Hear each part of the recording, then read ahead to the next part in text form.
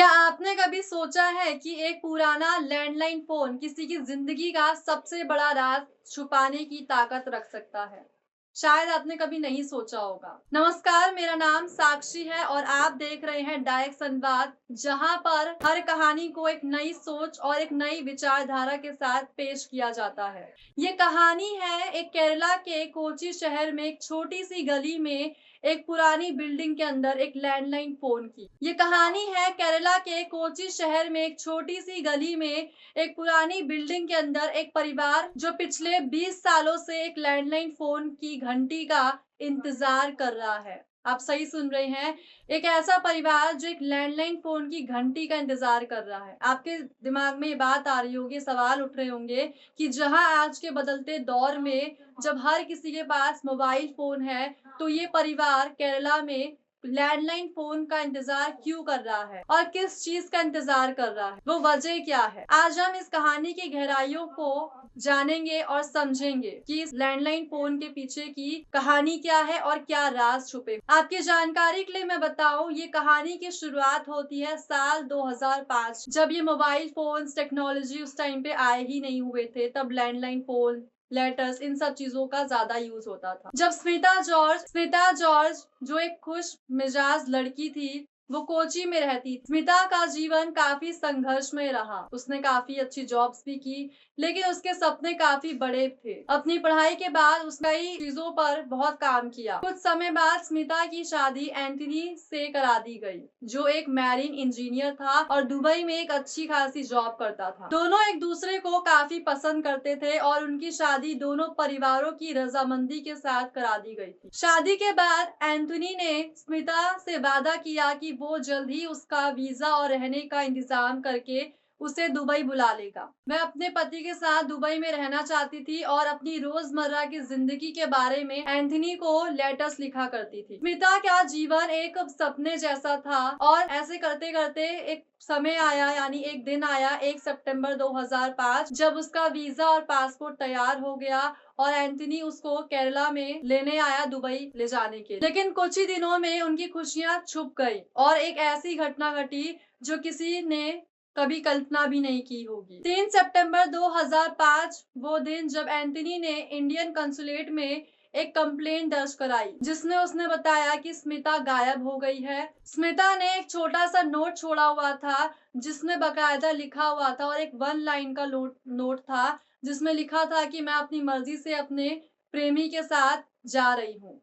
Note में ना तो किसी का नाम था, ना ही कोई डिटेल्स थी, जिससे पता लगाया जा सके, जिससे ये जानकारी हासिल हो सके कि जो एंथोनी की पत्नी है यानी स्मिता, वो कहाँ गई है, वो कहाँ है। एंथोनी का कहना था कि स्मिता ने अपनी मर्ज़ी से अपने लवर के साथ भाग जाने। दरअसल ये जो नोट था, यही एक राज़ बन गया, जो आज तक एक मिस्ट्री बना हुआ है। जब स्मिता के घरवालों को ये बात पता चली, तो उन्होंने तुरंत इस बात को इनकारने से मना कर दिया। उनका कहना था कि स्मिता ऐसा कर ही नहीं सकती है।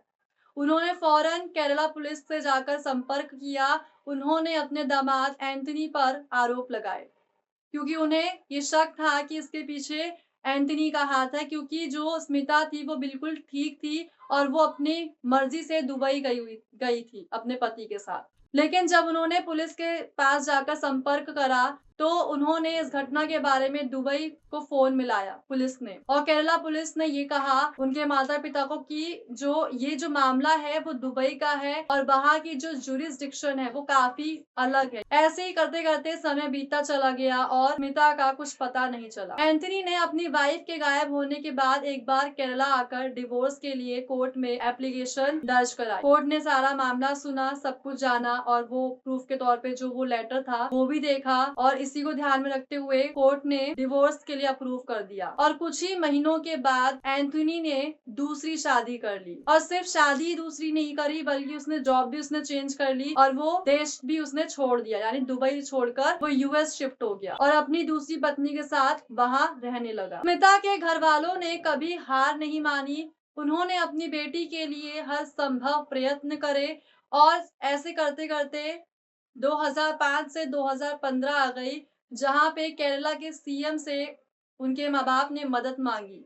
सीएम को सारी घटनाक्रम के बारे में बताया। सीएम ने जब ये सारी बातें सुनी तो उन्होंने फौरन ये पूरा मामला, ये पूरा केस क्राइम ब्रांच को सौंप दिया, जिन्होंने स्मिता के छोड़े गए नोट की हैंडराइटिंग का फॉरेंसिक टेस्ट कराया और उस रिपोर्ट में पता चला कि जो ये हैंडराइटिंग है, जो वो नोट छोड़ा हुआ है, वो स्मिता की है ही नहीं।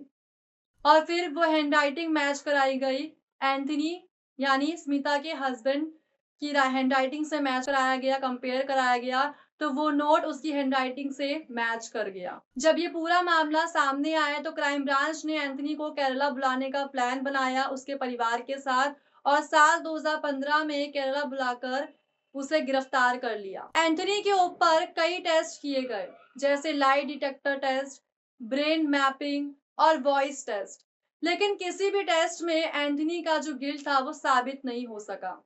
जेल में कुछ दिन रखने के बाद एंथनी को जमानत मिल गई, लेकिन ये सब कुछ एक नया ट्विस्ट था, काफी ज्यादा कॉम्प्लेक्स था और स्मिता के केस को और भी ज्यादा उलझा के रख दिया। एक वक्त आया 2015 में दुबई पुलिस से कांटेक्ट करने पर पता चला कि शारजाह के एक मुर्दा घर में साल 2006 में एक महिला की लाश मिली थी।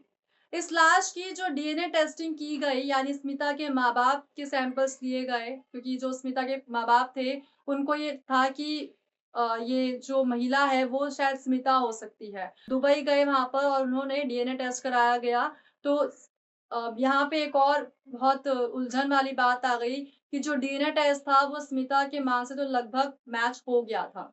लेकिन जो उसके पिता थे स्मिता के, वो उनसे डीएनए टेस्ट नहीं मैच हो पाया।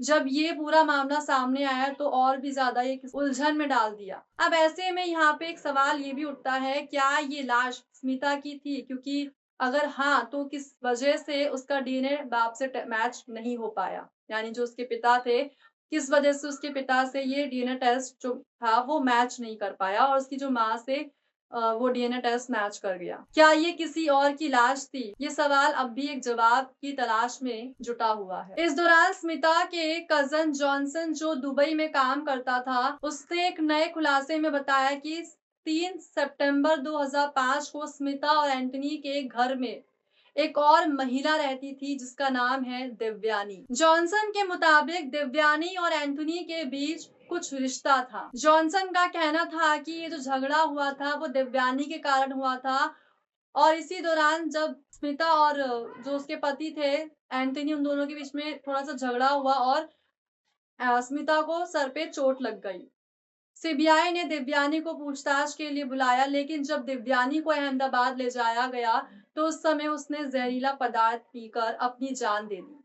अब मैं आपको बताती हूँ, दिव्यानी के 3 टेस्ट होने थे, lie detector test, brain mapping और वॉइस टेस्ट, जिसमें से ब्रेन मैपिंग और लाई डिटेक्टर टेस्ट मैच मतलब कि ये दोनों टेस्ट पूरी तरीके से हो गए थे, बस बचा था वॉइस टेस्ट और इसी वजह से वॉइस टेस्ट कराने के लिए अहमदाबाद ले जाते हैं।